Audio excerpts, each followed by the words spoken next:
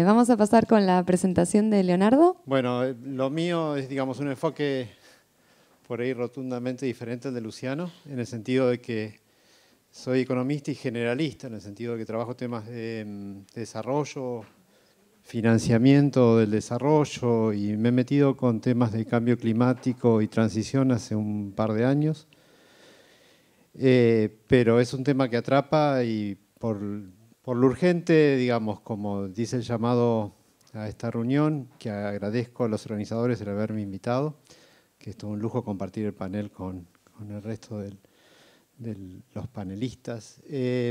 Pero lo urgente es lo que está llevando al gobierno y otros gobiernos en el mundo a avanzar con la prospección petrolera, a retomar, digamos, el uso del carbono, a construir facilidades para los buques de gas licueficado. Es decir, lo urgente, como planteo ahí, no debe dejar olvidar o no debe taparnos lo necesario, ¿no? Lo necesario que nos impone, digamos, el cambio climático. La necesidad de replantear, bueno, un poco como dice Gabriel y hemos charlado muchas veces, el modelo de desarrollo, el cambiar cómo vemos las cosas. Hago una presentación porque quiero ser un poco más ordenado por ahí y dejar algunas ideas hoy para charlarlas después en la pregunta, con algunas otras preguntas y respuestas. La urgencia del cambio, la necesidad del cambio está reflejada con estas filminas, digamos, bueno, con la cara de Antonio Gutiérrez, que es un vocero de lujo que hoy tiene la humanidad para plantear ese tema. Y después este documento de CEPAL del 2020, que es muy interesante porque plantea la problemática climática en medio de otras problemáticas ambientales que tenemos en la región, que tienen que ver también con aspectos que afectan el cambio climático, como es la deforestación, pero no directamente, también la pérdida de biodiversidad, etcétera, ¿no? Como una serie de factores que la región, sin ser la mayor generadora de, por ejemplo, gases de efecto invernadero, es una de las que más va a sufrir las consecuencias de. Entonces, digamos, hay un paneo de noticias que tienen que ver.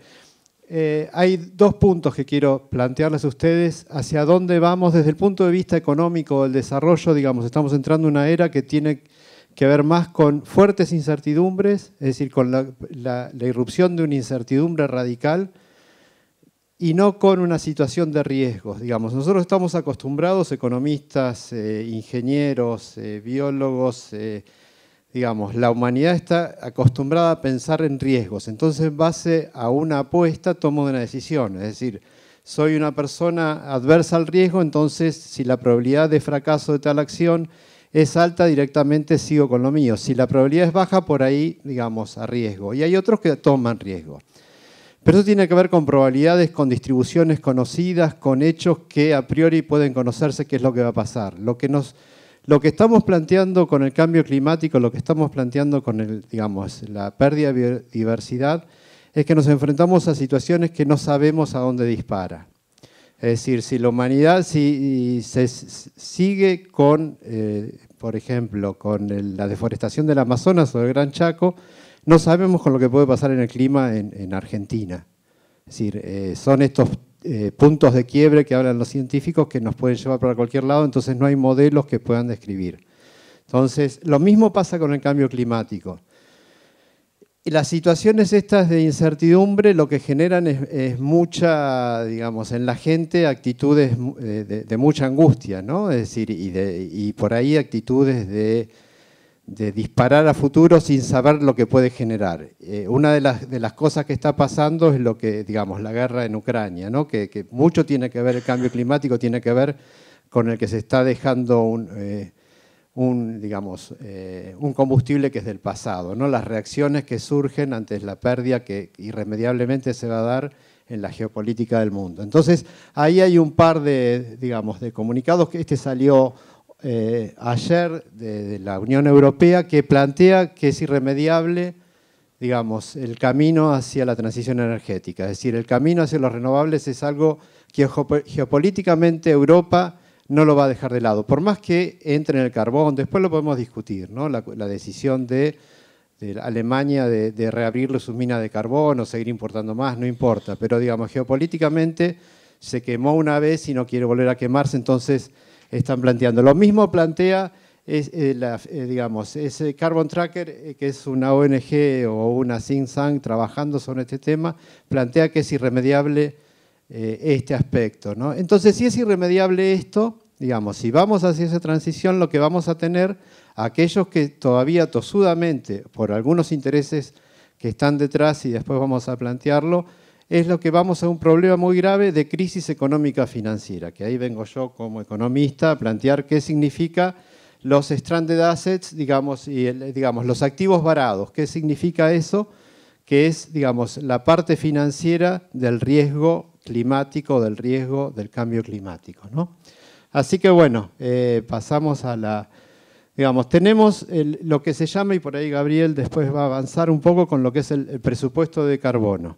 ¿Sí? Digamos, si nosotros queremos mantener la temperatura promedio de la Tierra, que no se eleve por más de 1,5 grados, o, digamos, a lo sumo 2, tenemos, digamos, un presupuesto de carbono que tenemos que utilizar, porque más no nos queda. Digamos, si no estamos ya forzando a que el clima vaya a 2, 4, 6 grados, digamos, que eso, digamos, si hoy tenemos eventos extremos con 1,3, con 2 grados puede ser algo muy fuerte, y hay estudios que plantean que puede haber cientos de eventos extremos al año, ¿sí? Entonces tenemos un presupuesto de carbono, que sería, bueno, ya gastaste 90, si el total es 100 te quedan 10, básicamente esa es la idea, ¿no? Y ahí está planteado un poco, perdón que puse algo en inglés, hice un cut and paste ahí del informe. Este es un informe de enero de este año de Carbon Tracker, que es cómo manejar el pico de petróleo, que el pico de petróleo, digamos, de combustibles fósiles lo ven Carbon Tracker, lo ve la Agencia Internacional de Energía, etcétera, como que llegando en el 2026, digamos, 2027, es decir, nos quedan 4 años a lo sumo de pico de petróleo, ¿sí? Es decir, no es que se va a dejar de consumir petróleo en el 2027, obviamente, significa que no va a haber la demanda a partir de ahí empieza a caer. La demanda está prevista que caiga, digamos, de forma gradual hasta el 2030 y a partir de ahí puede caer de manera abrupta. ¿Qué significa esto? Digamos, si todo lo tiene que ver con, digamos, lo irracional de este proyecto desde lo económico, que es lo que yo vengo a plantear.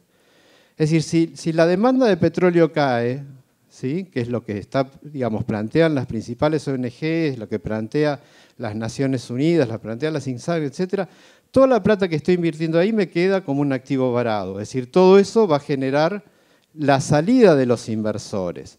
Hay otro trabajo que sale recientemente, no sé, hace días, que plantea, digamos, digamos, si está todo esto, si todo esto ya se sabe, ¿por qué se sigue invirtiendo? ¿Sí? Entonces tendríamos que preguntarnos, porque eso es los debates que uno tiene en Twitter con los que defienden este proyecto, que ahí no hay grieta, ¿no? Lo defienden, digamos, tanto los neodesarrollistas como los neoliberales o los neo como quieran. Entonces te dicen algunos, bueno, y ahora vamos a ir a la vertiente neodesarrollista, pero los neoliberales dicen, bueno, es la actividad privada. Entonces, si ellos ponen plata, bueno, por algo será, saben mucho, etcétera. Y este informe muy interesante que plantean es, digamos, el informe no se titula así, pero plantea el juego de las sillas, ¿no? Es decir, quienes invierten en esto no son en definitiva las empresas, porque las empresas cotizan en mercados, ¿sí? Las principales empresas petroleras del mundo. Digamos, hay $1 trillón que pueden caer, digamos, como activos varados, si llega a producirse, que esto va a producirse, digamos, si la mayoría de esos valores recaen en las principales bolsas o mercados de capitales del mundo. Y los mercados de capitales del mundo, es decir, quienes financian a las petroleras en definitiva son los inversores privados, institucionales en su gran medida, por eso hay muchos fondos que están saliendo de los fósiles, por eso hay muchos fondos que dicen, van los accionistas, como ustedes habrán leído, quizás o no, no importa, a las reuniones de directorio de las grandes compañías petroleras a decir, armen ahora un plan digamos, de transición, porque si no se va a armar y le vamos a armar el quilombo, hablando mal y pronto, pero bueno, ellos siguen. Y el juego de la silla que plantea este informe de reciente es que, digamos, hay agentes, digamos, que saben que eso va a pasar, pero saben salir a término. Entonces van a dejar con la silla virtual, que no se van a dar cuenta y van a estar sentados en el aire, como va a ser tipo el momento, digamos, el coyote. No sé si se acuerdan, digamos, que de golpe se dan cuenta que están sentados en el aire y van a caer en el precipicio. Es decir, los inversores, los que saben esto, son como el correcaminos y te dejan con el paquete después desvalorizado. Entonces, digamos, esto es la importancia de dejar el petróleo en subsuelo. Estoy sacando una nota, no es promoción de los medios, pero estoy sacando una nota. Yo escribo en Latinoamérica 21, que es un portal que sale en toda la región, a veces nos publican acá. No sé si mañana con este tema dejar el petróleo en subsuelo. Que este es el planteo que viene a hacer Petro en Colombia. Esta es la idea que también lleva Boric, que no tiene petróleo, digamos, pero el tema de avanzar con la transición. Este es el planteo que uno esperaba tenía Uruguay. Lamentablemente Uruguay está cambiando. Pero bueno, desde el punto de vista económico-financiero es lo más lógico dejar. Y ahora seguimos por qué. Perdóname, Luciano. Próxima diapositiva. Desde el punto de vista de los neodesarrollistas, porque esto lo dicen, bueno, tenemos que invertir en cadenas de valor, tenemos que invertir, digamos, en la tecnología, tenemos que invertir porque queremos industrializar. Digamos, haciendo parangón lo que planteaba Luciano es como querer, digamos, seguir invirtiendo en industria ballenera en el 1910, cuando se instala la industria del petróleo. Ustedes saben, digamos, que con la grasa de las ballenas, Moby Dick, digamos, se generaba el cebo para las luces en las grandes ciudades. Bueno, el petróleo, invertir en el petróleo es el momento, digamos, que pasó, es decir, es invertir en el pasado. Desde el punto de vista, este es un gráfico, no importa el gráfico acá, esta es Carlota Pérez, que es una venezolana experta en tecnología, que está en Sussex, digamos, reconocida mundialmente. Ella escribe sobre las fases de la revolución tecnológica y el financiamiento. Digamos, estamos a tiempo todavía de entrar en la revolución tecnológica de las tecnologías limpias. Es decir, podemos tener algún tipo de ganancia, de renta tecnológica. Entrar a la industria petrolera desde el punto de vista del desarrollo es decir, tampoco, no puede explicarse desde ese punto de vista. Es decir, a todos los que en el Ministerio de Producción, CULFAS para abajo, hablaban de rentas tecnológicas o de aprovechamiento tecnológico, es porque están, es decir, ellos conocen este discurso. Es decir, la cuestión es que hay una cuestión de economía política que quiere instalar una industria que se está muriendo, es decir, tecnológicamente está muerta, ¿sí? Bueno, y lo importante, esto genera, digamos, quedamos atados a una tecnología que no tiene valor, el lock-in que se charla en los modelos de economía, ¿no? Es decir, desde ese punto de vista, el lock-in no solamente nos ata a una tecnología del pasado, sino nos ata a emisiones por todo el tiempo. Digamos, si yo hago una inversión en un gasoducto, ¿sí? O en un oleoducto, digo, ese oleoducto tengo que aprovecharlo para no quedar como activo varado, que es lo que decíamos recién. Y entonces, si yo es decir, sigo emitiendo hasta que eso siga teniendo vida útil económica, ¿no? Pasamos a la próxima. Acá tiene que ver con la cuestión de los riesgos, incertidumbre, y que tiene que ver, digamos, desde el punto de vista económico-financiero, hay dos tipos de riesgos, hay uno que se subdivide y después vamos a ver qué. Uno es el riesgo climático, que es el riesgo físico, es decir, cómo me afecta a mí el cambio climático, cómo me afecta a mí, digamos, avanzar sobre los límites del planeta desde el punto de vista de, digamos, de todo lo que genera, digamos, de los efectos nocivos que eso genera, ¿sí? Digamos, que está atado a mucha incertidumbre cómo va a avanzar ese riesgo. Digamos, esa incertidumbre en el sentido de que el punto de quiebre que decíamos nosotros, comentaba recién, que tiene que ver, bueno, cuando se avanza con la deforestación en el Amazonas, en un momento puede transformarse en una sábana, ¿sí? En un desierto, que estamos muy cerca de eso. El Gran Chaco en Argentina también, ¿sí? Es decir, pasa lo mismo, hay turning points en diversos. Es decir, estamos en un turning point con el cambio climático con la Antártida, ¿sí? Que más allá digamos, de la alimentación tiene que ver con el derretimiento de los casquetes polares, que estamos, Mar del Plata, costera, en el horno. La única ventaja tenemos, digamos, los acantilados, digamos, vamos todos a vivir allá. ¿Sí? Pero, digamos, entonces tenemos algo que tenemos que avanzar. Si nosotros avanzamos fuerte, eso es conveniente desde el punto de vista climático, pero desde el punto de vista financiero es trágico porque aumenta el riesgo del activo varado, que es este cuadro que hay una parte, digamos, un triángulo invertido. Uno, aumentar, digamos, fortalecer el accionar, digamos, de adaptación por el climático, disminuye el riesgo, pero genera, digamos, mitigación también, ¿no? Avanzar con la transición, etcétera, disminuye el riesgo de aumentar los gases de efecto invernadero, pero aumenta el riesgo que las empresas petroleras, las inversiones en infraestructura y todo eso queden varadas. Y lo mismo en el otro. Y el otro tiene que ver, entonces, ese riesgo financiero de transición es eso, digamos, es la contracara de lo que puede quedar hundido. Entonces, a lo que va, invertir en vaca muerta como estamos invirtiendo, invertir en el offshore, invertir en, no sé, en todo esto, es una locura desde el punto de vista financiero, económico-financiero. En el estudio este que les mostraba recién está planteado que cualquier proyecto que hoy se lleve adelante en cualquier lugar del mundo, que tenga un break-even point, que tenga un punto de quiebre desde lo financiero, con un barril superior a los $40, es un activo varado. Y obviamente el offshore es un activo varado. Pasame, por favor, Luciano, gracias. Esto tiene que ver con el impacto macro, digamos, y hay tres parecidas, ¿no? Hay un impacto directo que tiene que ver con, digamos, un huracán que destruye o para la producción por un tiempo determinado, afecta a la firma, la tasa de ganancia de la firma, eso tiene un efecto cascada financiero que va a arrastrar a la micro, ¿sí? Y la micro va a agarrar también la macro. Es decir, tiene efectos cascadas, digamos, el impacto directo del cambio climático que charlábamos hoy, digamos, puede afectar la micro, la macro y las finanzas, ¿sí? Es decir, fácilmente, es decir, las finanzas micro, porque si una empresa, digamos, le agarra una inundación, viene lo que fuera, digamos, tiene un costo de reposición, tiene por ahí que se le destruye, lo que fuera, pero también para la producción, ¿sí? Es decir, hay un montón de efectos que tienen que ver a la micro y eso arrastra consecuencias sobre la macro porque eso afecta el nivel de empleo. Si el fenómeno es local, será la economía regional la más afectada, pero si el fenómeno es generalizado, afecta un país o un continente. Bueno, es decir, lo que estamos viendo hoy, por ejemplo, temperatura de 50 grados en la India, ¿sí? Afecta la agricultura de India, es decir, afecta.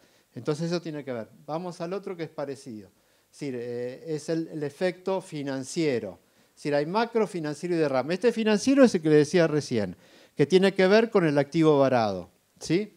Es decir, en la medida que yo sigo invirtiendo en un activo que puede ser varado, puedo generar efectos micro, macro y financieros. ¿Se entiende? Más o menos la misma lógica. Como estoy con poco tiempo, avanzamos, pero la idea es la misma, nada más que lo que origina este efecto cascada o lo indirecto tiene que ver con la cuestión del efecto financiero de transición muy rápida. Es decir, si Europa, que es lo que les decía yo al inicio, avanza con esto, es decir, que digamos, si no nos compra gas natural licuado, que es lo que piensan algunos, o no le compra, y bueno, nos deja con este muerto todos nosotros, ¿sí?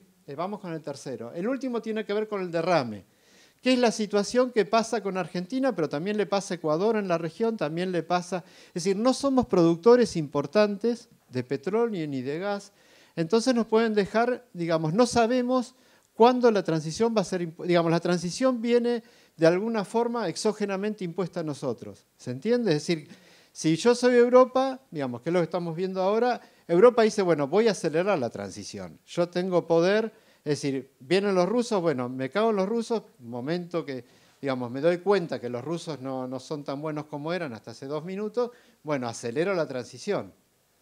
Yo tengo capacidad, soy un jugador internacional. Lo mismo puede hacer Estados Unidos. Digo, lo mismo puede hacer y no solamente, digamos, por más que hoy Estados Unidos sea el principal productor de petróleo y de gas por el fracking, etc. Estados Unidos, su economía no es dependiente de. Entonces puede, digamos, ese sector sale y no lo afecta tanto, ¿sí? Pero es más o menos la misma idea. Es decir, pero este efecto, tercer efecto, es particular de países como Argentina que no tienen, digamos, que viven del derrame. Sí, Luciano, creo que queda esta es la última. Digamos, este gráfico que lo capturé por algún lado es la potencialidad de, digamos, el puntito en azul o en negro o lo que está en el centro es la necesidad de energías y el otro es la potencialidad de energías limpias, lo que genera. Es decir, no necesitamos En el medio pueden quedar muchas preguntas y sé que hay algunas. No sé si tengo un minuto más y respondo yo. No, pero digo, surgió la duda de... Digo, y eso está, porque también no es una pregunta que surgió acá, pero está, y después vamos a seguir, del tema del empleo, y algo charlé, por eso lo estoy planteando acá, y el offshore, ¿no? Es decir, no podemos pensar en generación de empleo a partir de industrias que están muriendo. Ese es mi punto básico, porque, digamos, hoy pueden tener un buen salario, ¿sí? Porque, digamos, uno piensa, bueno, lo que gana un petrolero en vaca muerta, pero dentro de, no sé, 5 o 10 años el Estado va a tener que estar subsidiando, o 5 años, es decir, si tenemos que pensar esto como país, o como Estado, o como gobierno, pensando en el largo plazo, por eso acá lo que les traje son algunos puntos para ver, digamos, cómo deberían tomarse las decisiones, digamos, considerando toda esta cuestión desde lo económico, lo financiero, desde una perspectiva dinámica, que lamentablemente no la observo ni de los que están en el gobierno ni tampoco los que están en la principal oposición, porque todos están viendo el problema desde el corto plazo, como ha sucedido y sucede en otras partes del mundo, ¿no? Así que bueno, les agradezco y espero que haya sido por lo menos ordenado. No sé si bueno, pero ordenado.